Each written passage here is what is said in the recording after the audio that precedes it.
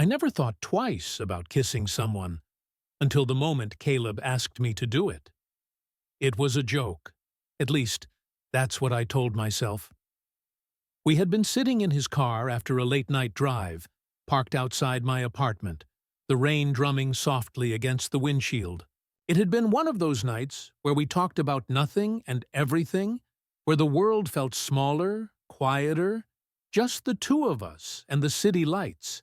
And then, out of nowhere, he turned to me with that lopsided grin of his, the one that always made him look like he was up to something. "You ever think about what it'd be like to kiss a guy?" I blinked. "What?" He shrugged, casually draping his arm over the steering wheel. "I mean, you're straight, right?" "Yeah." The word came out slower than I meant it to. "So you've never thought about it?" I let out a short laugh, shaking my head. "Not really," Caleb hummed, like he didn't quite believe me. And then, before I could figure out what was going through his head, he said it, just like that, like he was asking me to pass the aux chord. "Kiss me." My breath caught.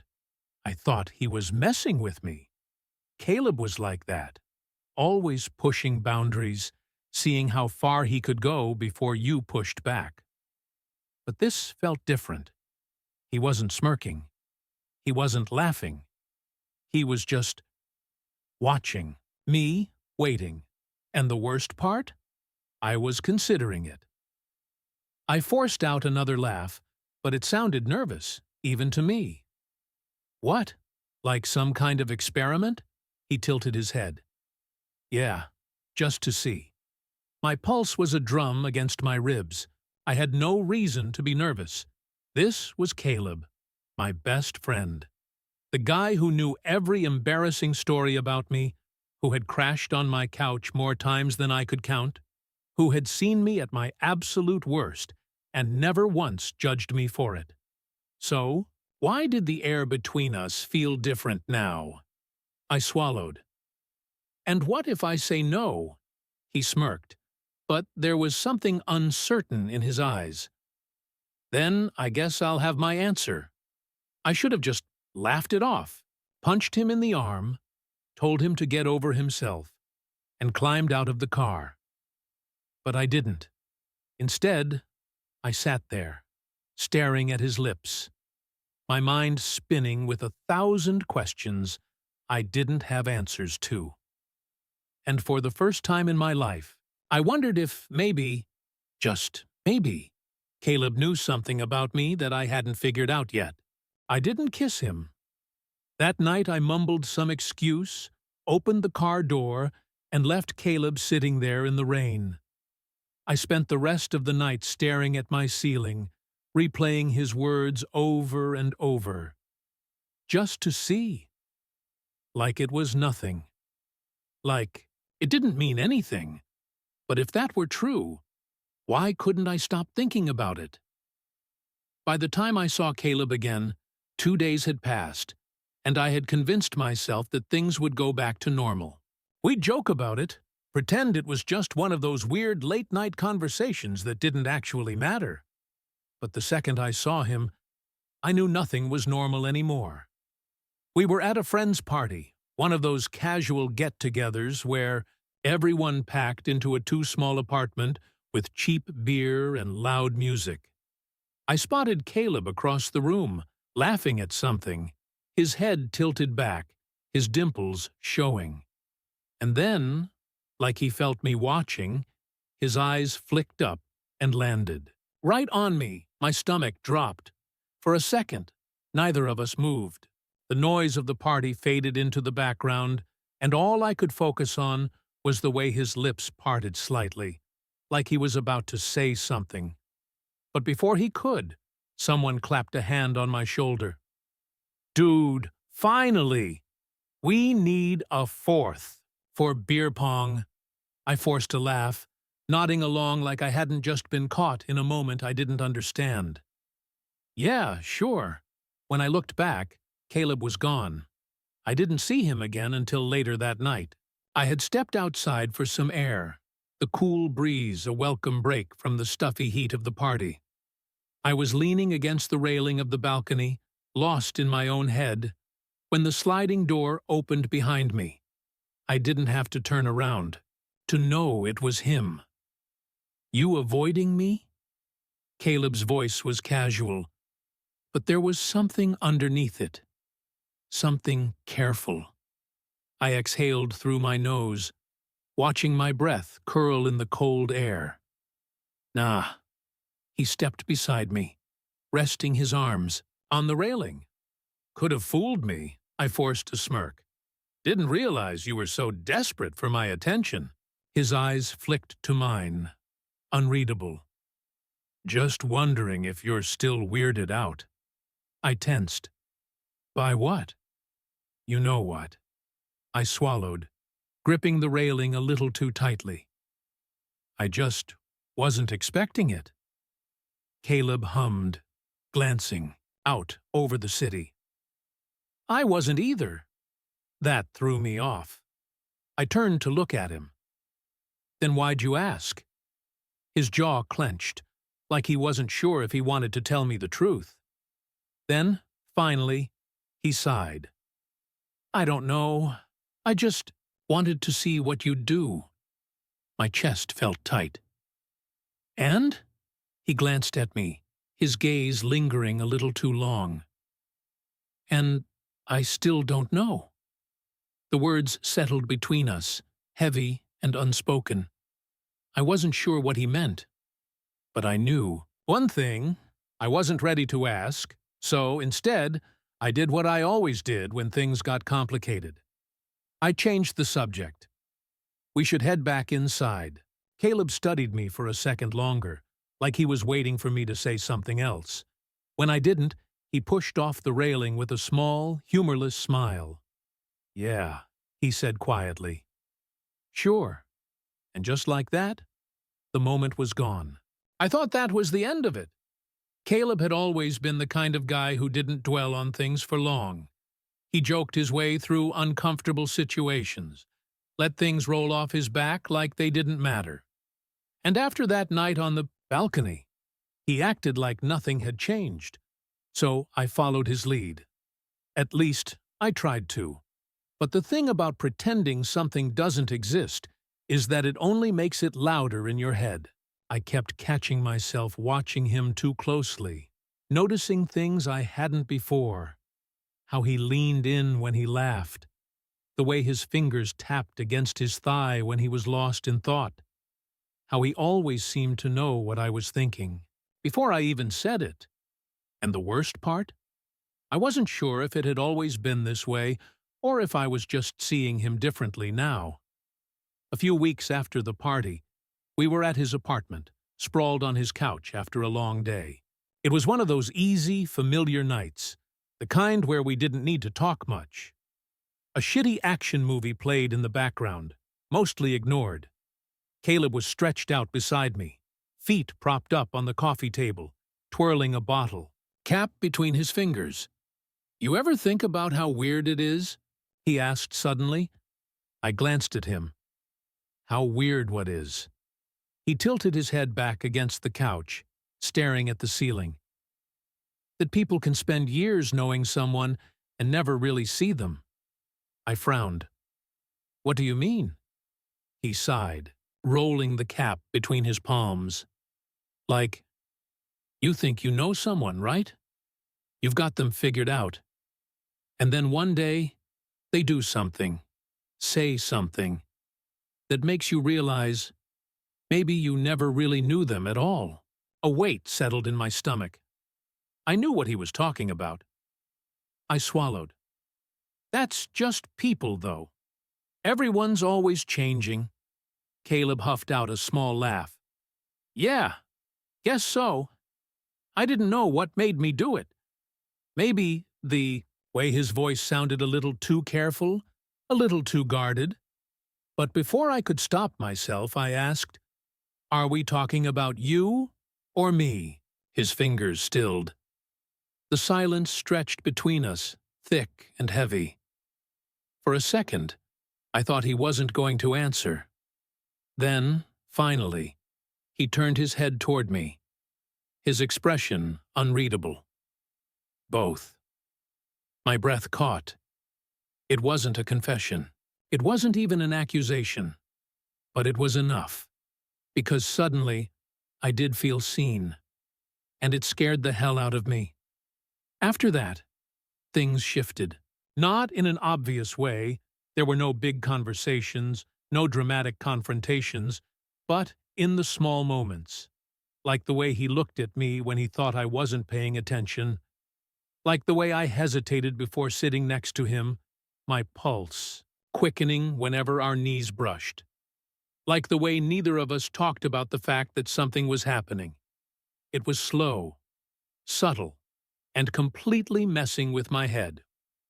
One night, we ended up at a bar with some friends, celebrating someone's birthday. The place was packed, loud with music and laughter, the air thick with the scent of beer and cheap cologne. At some point, I lost track of Caleb. I found him near the back, standing by the bar, talking to some guy I didn't recognize. Something twisted in my stomach. I told myself it was nothing, that it didn't matter. But then the guy laughed, leaning in just a little too close, and suddenly I was moving before I could stop myself. Caleb saw me approaching, and his lips curled into a smirk. "Jealous," I scoffed, shoving down whatever the hell I was feeling. "Just wondering if you finally found someone to experiment with." His smirk faltered, just for a second, but I caught it. Then he shrugged, taking a sip of his drink. Maybe I should have let it go. I wanted to let it go. But something about the way he said it, like he was testing me, made my skin prickle, leaned against the bar, forcing a smirk. "Well, don't let me stop you." Caleb's eyes met mine, and for the first time in weeks, he didn't look amused. He looked tired. "You know," he said, swirling his drink, "for someone who doesn't care, you sure as hell act like you do." I opened my mouth, maybe to argue, maybe to say something, but nothing came out, because he was right. That night, as we walked back to his apartment, neither of us spoke. The air between us felt heavier than ever, thick with unsaid words. When we reached his building, he hesitated. Then, finally, he turned to me, eyes searching mine. "You ever gonna admit it?" he asked quietly. My heart pounded. "Admit what?" Caleb exhaled a small, humorless laugh. "Forget it." He turned to go inside, and before I could stop myself, I grabbed his wrist. He stilled. I didn't know what I was doing. I just knew I couldn't let him leave like this. Slowly, he turned back to me, his eyes dark and unreadable. For a long moment, we just stood there, breathing, watching, waiting. Then, without thinking, I whispered, "I haven't stopped thinking about it." Caleb's lips parted slightly. "About what?" I swallowed. The kiss. The space between us seemed to shrink. For a second, I thought he might say so. I didn't kiss him. Again. I could have. Hell, I wanted to. But the second I let myself think about what that meant, what it would mean, I panicked. So I did the only thing I knew how to do. I laughed. "Jesus, Caleb," I said, shaking my head like this was some kind of joke. "You gotta stop messing with me." The second the words left my mouth, I regretted them. His expression didn't change, but I saw it. The flicker of something behind his eyes, the way his shoulders tensed just slightly. "I'm not messing with you," he said quietly. I swallowed. "Then what the hell are you doing?" He let out a breath, running a hand through his hair. "I don't know, okay? He exhaled sharply. "I thought maybe you felt it too. I should have said something then. I do feel it. I haven't stopped thinking about you. I'm just scared. but I didn't. Because the truth was, I didn't know how to not be scared. So instead, I did what I always did. I pushed him away. "I think you're confused," I said, forcing a smirk. "Maybe you've just been single too long." It was a shitty thing to say. I knew it the moment it came out. Caleb's jaw clenched, his eyes going sharp. "Wow," he said, voice flat. "You really are a coward, huh?" That stung more than it should have. I crossed my arms. "And you're what? Just suddenly into guys now?" His nostrils flared. "I don't know. Maybe I'm just into you." My stomach dropped. The words hung between us, heavy, raw, terrifying, and I still couldn't let myself believe them. So I scoffed, forcing out a laugh. "Yeah, okay, sure." That was it. That was the moment I lost him. Because Caleb's expression didn't just harden, it shut down completely. He let out a slow breath, nodding like he was finally seeing something he should have seen a long time ago. "Got it," he said, stepping back. "Forget I said anything." I didn't want him to forget. I didn't want him to walk away. But I didn't stop him either. Because some part of me still thought that if I didn't say it out loud, if I didn't let myself want it, then maybe it wouldn't be real. So I stood there, watching as he turned and disappeared into the night. And for the first time in my life, I had never hated myself more. The next day, I texted him, "Caleb, can we talk?" No response. I called him. It went straight to voicemail. And that was how the silence started. I told myself it was fine, that it was better this way, that we'd go back to normal after some time. But we didn't. Days passed, then a week, then 2. And for the first time since we'd met, Caleb wasn't in my life. No late-night texts, no dumb inside jokes, no showing up at my place unannounced like he owned the place, just nothing. And that was when I realized something. Losing him didn't just hurt. It felt wrong, like I had let go of something I was never supposed to let go of. And the worst part? I didn't know if I'd ever get it back. I lasted 2 weeks without Caleb before I broke. At first, I told myself I was fine, that I didn't need him, that the hollow feeling in my chest would go away if I ignored it long enough. But it didn't. It got worse. Because everywhere I went, I saw him. Not literally. He wasn't answering my texts, and he sure as hell wasn't showing up at my place anymore. But I saw him in everything. In the empty seat across from me at our usual bar, in the half-finished playlists on my phone, the inside jokes that didn't land anymore, the silence where his laugh used to be, and then, one night, I saw him for real. I was walking home late from work, hands shoved in my pockets, head down, when I heard his voice. I stopped in my tracks. He was across the street, leaning against the wall outside a coffee shop, talking to someone, a guy. I didn't recognize him, but I saw the way he looked at Caleb. The easy grin, the way he leaned in just slightly, like he wanted to be closer. And then I saw the way Caleb smiled back. Something inside me snapped. Before I could think about what I was doing, I was crossing the street. My pulse pounded in my ears, but my feet kept moving. By the time Caleb noticed me, it was too late to turn back. His smile faded the second he saw me. "Eli," he said, straightening. "What are you doing here?" I ignored the guy next to him, barely sparing him a glance. My chest felt too tight, my thoughts too loud. "We need to talk," I said. Caleb's jaw clenched. He exhaled sharply, running a hand through his hair. "Now, you want to talk?" The guy glanced between us. Should I go?" Caleb hesitated. For a second, I thought he was going to tell him to stay, just to piss me off. But then he sighed. "Yeah, man, I'll catch you later. The guy shrugged, flashing a grin. Cool. See you around. I watched as he walked away, something bitter rising in my throat. Caleb crossed his arms. What do you want, Eli? I swallowed hard. Can we go somewhere? He let out a humorless laugh. Oh, now you want to be alone with me? I flinched. Caleb, no, you don't get to do this. His voice was quiet but sharp. You don't get to act like you give a damn after pushing me away. After making me feel like an idiot for telling you how I feel.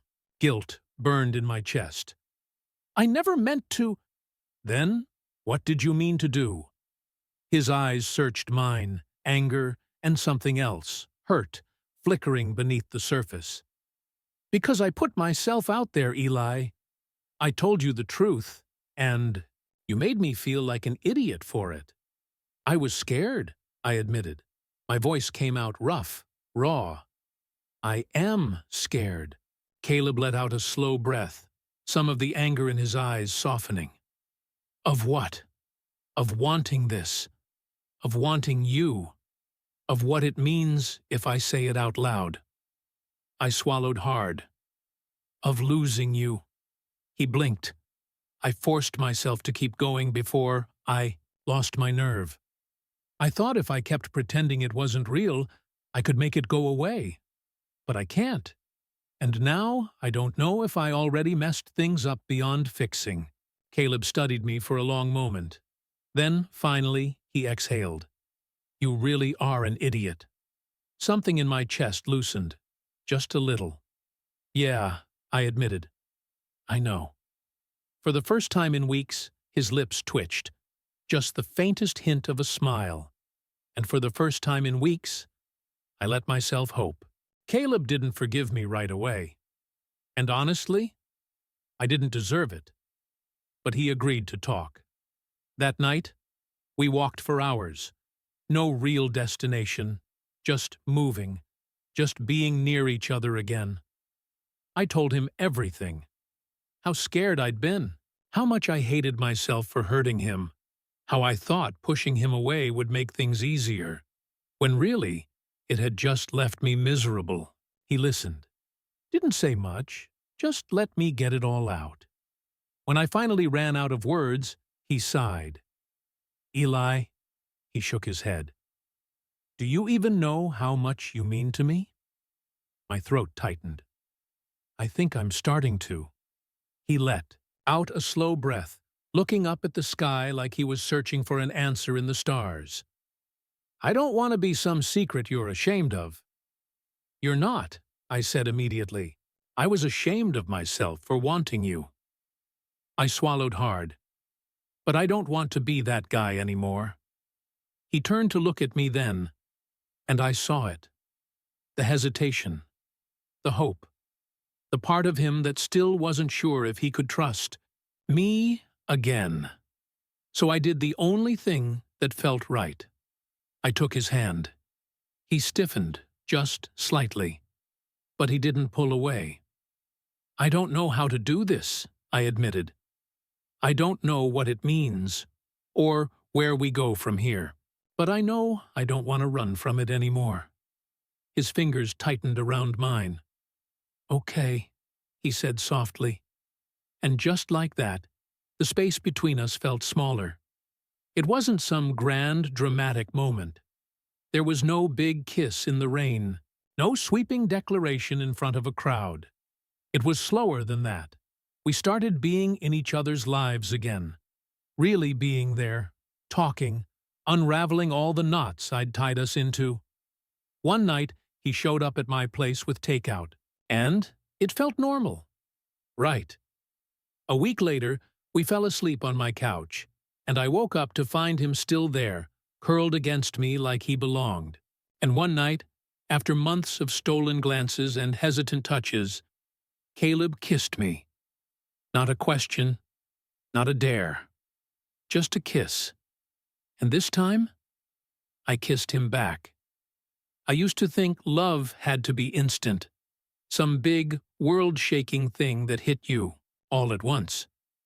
But I was wrong. Love could be slow, messy, something you had to grow into, something you had to choose. And standing there with Caleb, his fingers laced through mine, his lips curling into a soft, knowing smile, I knew I would choose him again and again. 24.